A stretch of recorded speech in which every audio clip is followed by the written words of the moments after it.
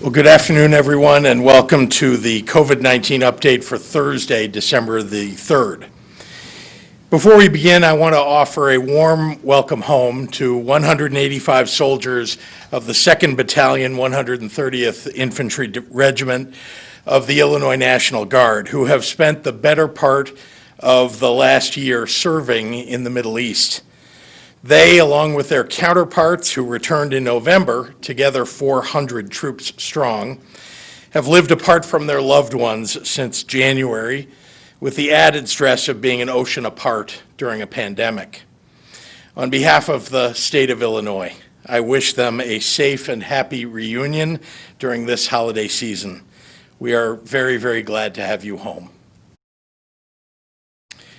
Yesterday, as the nation reached 100,000 hospitalizations from COVID-19, thousands higher than either our spring or summer national peaks, the director of the CDC, Robert Redfield, warned that as we wait for mass distribution of a vaccine, the months ahead could amount to the most difficult in the public health history of this nation.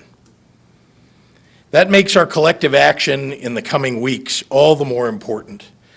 What can we do to support our healthcare systems? How do we make sure that they're able to care for all the patients who come through their doors?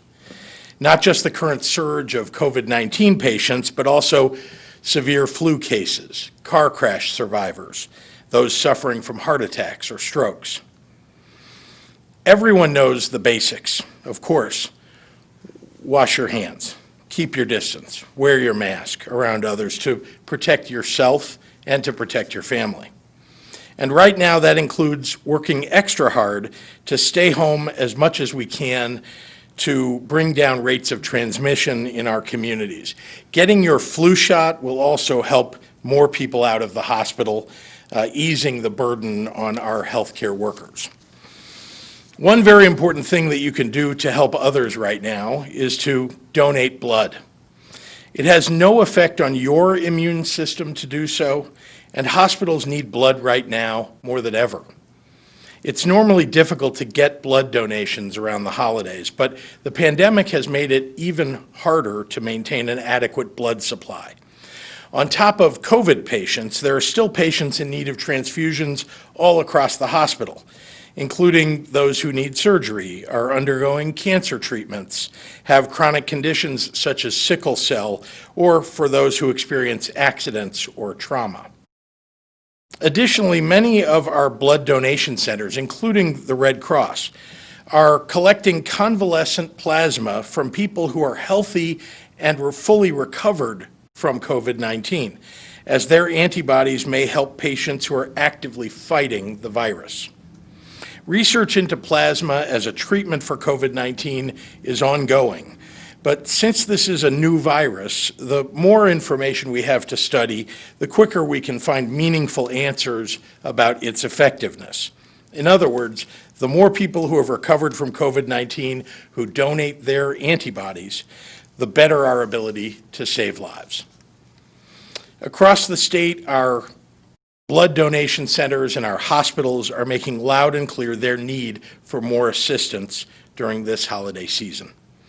So I'm very glad today to be joined by someone who has made a career in this work, making it possible for countless lives to be saved, all because someone took the time out of their day to give back by giving blood.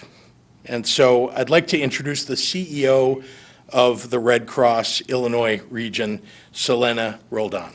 Celena?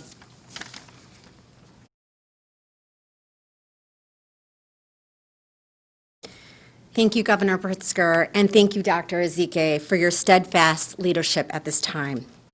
At the Red Cross, we are grateful for the medical professionals, first responders, and those providing essential services. This includes the dedicated phlebotomists and individuals who collect life-saving blood each day. Every 2 seconds, someone in the United States needs blood. The COVID-19 pandemic does not change the Red Cross mission. During this holiday season, as the weather gets colder and people shelter in place, the Red Cross must continue to hold blood drives across Illinois and supply hospital partners with life-saving blood. Blood collection is an essential service and is critical for surgery patients, those undergoing cancer treatment, people with conditions such as sickle cell, and those who experience trauma. The Red Cross staff trained staff follows thorough safety protocols and guidance from the CDC and public health authorities and have in place safety precautions such as social distancing, temperature checks, wearing masks, and enhanced cleaning guidelines. Healthy individuals are needed to schedule an appointment to donate life-saving blood, and organizations and businesses are still needed to host blood drives. If you are fully recovered from COVID-19, your donation is also needed. You are needed to donate your plasma to help patients currently battling the virus.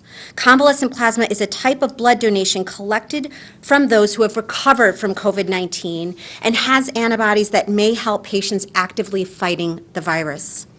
As part of this effort, the Red Cross is also testing every blood donation for the presence of COVID-19 antibodies, and those donations may also now be processed into a convalescent plasma product to help patients battling this virus. We are asking everyone that is feeling healthy and well to please make an appointment to donate. Appointments ensure social distancing and limit walk-in donors. Blood donations will be needed in the days, weeks, and months to come. You can make an appointment to donate by visiting redcross.org or by calling 1-800-RED-CROSS. Two of the most important ways that you can help at this time is by rolling up a sleeve to donate blood or by becoming a Red Cross volunteer. Thank you to everyone who answers the call. I now have a brief statement in Spanish. Cada 2 segundos, alguien en el país necesita sangre. La pandemia de COVID-19 no cambia la misión de la Cruz Roja. En esta temporada, a medida que el clima se pone más frío y las personas se quedan más en sus hogares, la Cruz Roja debe continuar realizando campañas de donación de sangre en Illinois y suministrando sangre a los hospitales para salvar vidas. Necesitamos que personas sanas donen sangre. Visite redcross.org o llame 1-800-RED CROSS para hacer cita. Necesitamos el apoyo de organizaciones para realizar campañas de donación de sangre.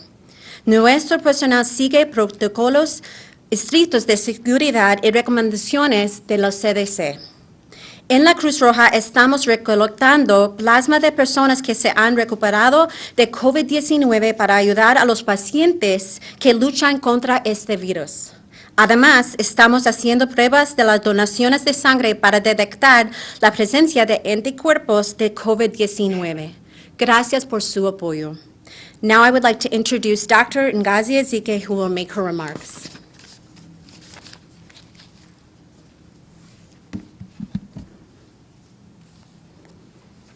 Good afternoon. I want to touch on the quarantine timeframes, as I know there are questions about the new guidance. The previous guidance from the CDC was for individuals who had been exposed to someone with COVID-19 to quarantine for 14 days. However, in further study and extensive modeling by CDC and other academic institutions, the CDC has now reduced that to 10 days as long as the individual does not have any symptoms at all.